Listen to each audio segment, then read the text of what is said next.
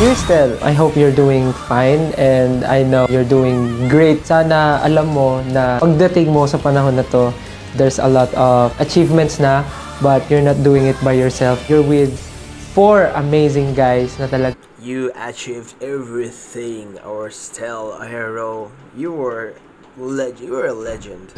Kasama mo all throughout those achievements and ang dami mo ng mga dreams na nagawa na ngayon. Pwede mo nang i-check sa paper mo kasi nagawa mo na siya. But meron ka ding mga achievements na pwede mong idagdag kasi wala naman siya sa list mo pero nagawa mo. So, amazing ka doon. Oh, look at these cute photos. Yeah. Pagka nakarating ka sa time na to, siguro huwag ka masyadong ma-overwhelm.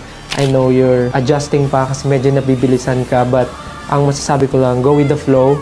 Basta trust your instincts and just do everything smoothly. Huwag kang kabahan. Trust yourself. Always know na maraming taong nakasupport sa'yo and yung mga taong nasa likod mo, forever ka nilang susuportahan and they are very willing to do everything just to support you.